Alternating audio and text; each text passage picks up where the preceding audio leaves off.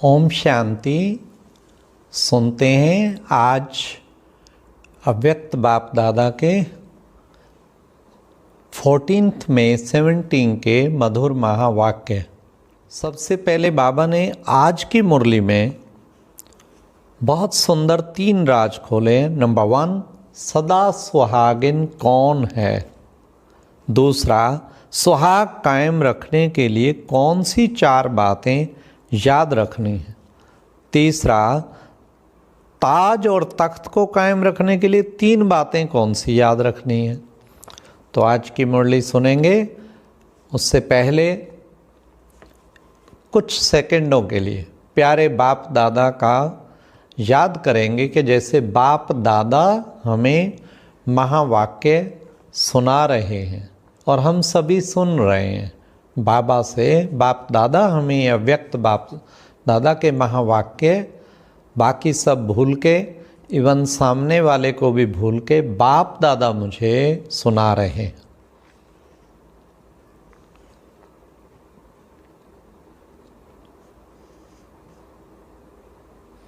आज की मुरली का सार है समर्पण का गुह्य अर्थ। आज वतन से एक सौगात लाए हैं। बताओ कौन सी सौगात लाए हैं। मालूम है, अव्यक्त रूप में सौगात भी अव्यक्त होगी ना। आज वतन से दर्पण ले आए हैं। दर्पण किस लिए लाया है। आप सभी जिस विशेष प्रोग्राम के लिए आए हुए हो वह कौन सा है। समर्पण कराने आए हो व संपूर्ण होने आए हो। वतन से दर्पण लाया है तो सभी को अर्पणमय का मुखड़ा देखने के लिए और दिखाने के लिए। समर्पण हो चुके हो, सभी हो चुके हो। इस सभा के अंदर कौन समझते हैं कि हम समर्पण हो चुके हैं। समर्पण व संपूर्ण अर्पण हुए। हाँ व ना बोलो। देह अभिमान से समर्पण संपूर्ण अर्पण हुए हो। इसमें हाँ क्यों कहते हो। स्वभाव अर्पण हुए हैं। इसमें पुरुषार्थ है। कई बच्चों ने कहा इसमें तो बाबा पुरुषार्थ है। स्वभाव अर्पण का समारोह कब करेंगे। आप लोग कन्या समर्पण समारोह मनाने आए हो, लेकिन बाप दादा वह समारोह मनाना चाहते हैं। वह कब मनाएंगे। इसके लिए कहा कि दर्पण ले आए हैं। उसमें 3 बातें देख रहे हैं। अब सुनिए किसे कहते हैं संपूर्ण समर्पण।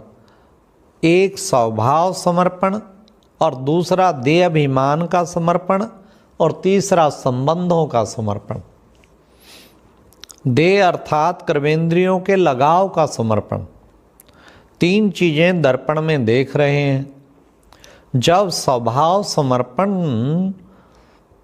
समारोह होगा तब संपूर्ण मूर्त का साक्षात्कार होगा। और दहेज क्या मिलेगा। जब यह संपूर्ण सुहाग प्राप्त होगा तो श्रेष्ठ भाग्य का दहेज स्वतः ही मिलेगा। तो जो सदा सुहागिन हैं उनकी बिंदी रूप की स्मृति सदा कायम रहती है। अगर यह बिंदु रूप की स्थिति सदा साथ है तो वही सदा सुहागन है। तो अपने सुहाग से भाग्य को देखो। जितना सुहाग उतना भाग्य। अविनाशी सुहाग तो अविनाशी भाग्य। सदा अपने सुहाग को कायम रखने के लिए 4 बातें याद रखनी हैं। कौन सी 4 बातों। कौन सी 4 बातें। 4 बातों में से कोई एक बात भी बताओ। जैसे स्थूल दहेज तैयार करके आए हो ना। कौन सी 4 बातें हैं। एक तो सदैव जीवन का उद्देश्य सामने हो। दूसरा बाप दादा का आदेश, और तीसरा संदेश, और चौथा स्वदेश। कितना सुंदर बाबा ने बताया। उद्देश्य, आदेश, संदेश और स्वदेश। जीवन का उद्देश्य सामने होने से पुरुषार्थ तीव्र चलेगा और बाप दादा के आदेश की स्मृति रख कर के पुरुषार्थ करने से पुरुषार्थ में भी सफलता मिलती है। और सभी को संदेश देना है जिसको सर्विस कहा जाता है। और अब क्या याद रखना है, और लास्ट फिर क्या याद रखना है, स्वदेश की अब घर जाना है और अब वापस जाने का समय है। आज बाप दादा सभी बच्चों को टाइटल देते हैं कि आप सभी लॉ मेकर्स हो। सतयुगी जो भी लॉ चलने वाले हैं उसे बनाने वाले आप हो।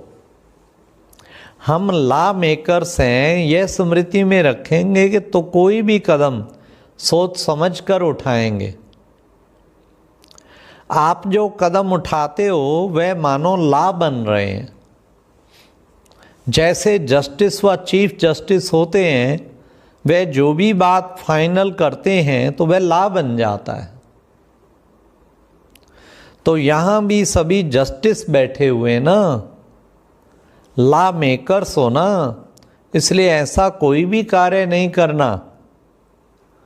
जब हैं ही लॉ मेकर्स तो जो संकल्प आप करेंगे, जो कदम आप उठाएंगे, आपको देख सारा विश्व फॉलो करेगा।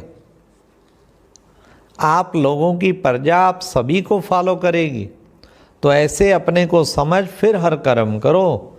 इसमें भी नंबर होते हैं, लेकिन हैं तो सभी लॉ मेकर्स। सब बाबा ने कहा लॉ मेकर्स हैं।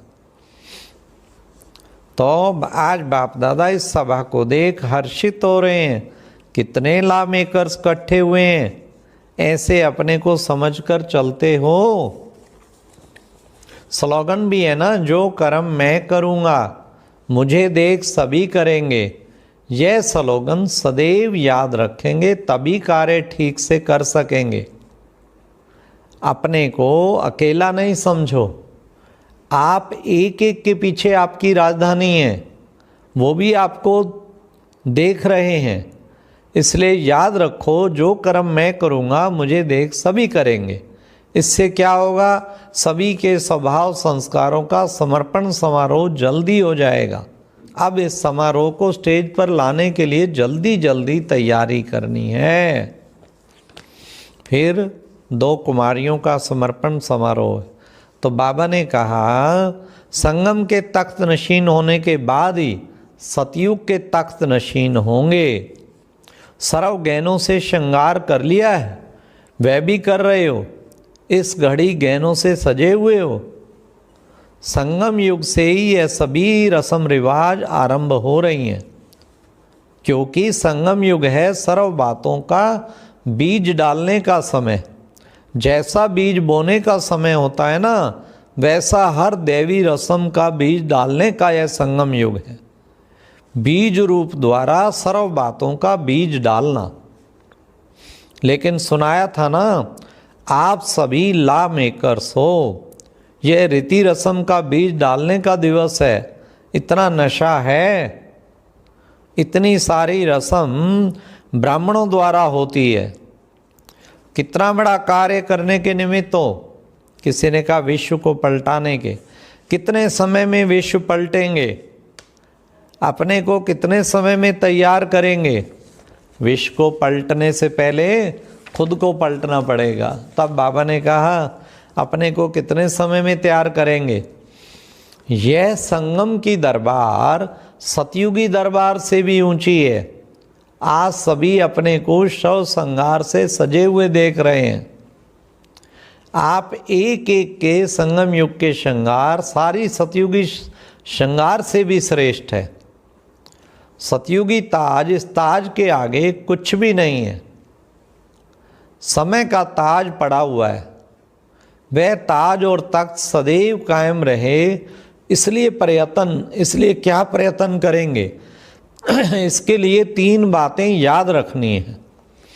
यह जो स्वयंवर का समारोह होता है, तो ताजपोशी में जो रीति रस्म होती हैं, वे सभी यहाँ संगम पर ही किसी न किसी रूप में होती हैं। कितने प्रकारों की रस्म है। एक ब्राह्मणों द्वारा होती है, दूसरा कोर्ट द्वारा, तीसरा मंदिर गुरुद्वारों द्वारा। जो मैरिज सेरेमनी करते हैं उसमें ब्राह्मणों द्वारा, कोर्ट द्वारा, मंदिर गुरुद्वारों द्वारा, इन तीनों रस्मों का किसी न किसी रूप में यहाँ बीज पड़ता है। यह मधुबन मंदिर भी है, चैतन्य मंदिर है। इस मंदिर के बीच आत्मा परमात्मा की लगन होती है। साथ साथ कोर्ट का जो रिवाज है वह भी यहाँ से शुरू होता है।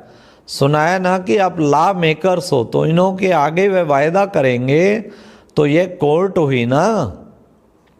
तीनों ही रस्म इस समय पर अलौकिक रूप से होती है, जिसका यादगार स्थूल रूप में चलता रहता है। अच्छा, 3 बातें कौन सी याद रखनी है? एक तो अपने को उपकारी समझकर चलना, और दूसरा निरहंकारी, और तीसरा अधिकारी। अधिकार भी सामने रखना है और निरहंकार का गुण भी सामने रखना है, और उपकार करने का कर्तव्य भी सामने रखना है। यह 3 बातें सदैव याद रखना। कितना भी कोई अपकारी हो, लेकिन अपनी दृष्टि और वृत्ति उपकारी हो। अधिकारी भी समझकर चलना है, लेकिन निरहंकारी भी। जितना अधिकारी उतना निरहंकारी, तब यह ताज और तख्त सदैव कायम रहेगा। समझा?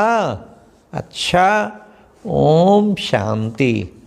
तो आज विशेष बाबा ने बताया, सब कुछ यहाँ पे होता है, सारी रस्में, और सदा सुहागन है। तो कौन? जो बिंदी रूप की स्थिति सदा साथ है, तो सदा सुहागन है। और फिर बाबा ने भिन्न भिन्न तरीके से हमें सुंदर सी बातें बताई। संपूर्ण समर्पण का अर्थ भी बताया, स्वभाव अर्पण भी बताया। अच्छा, ओम शांति। और अब यह एक बहुत अच्छी वीडियो भी जरूर देखें।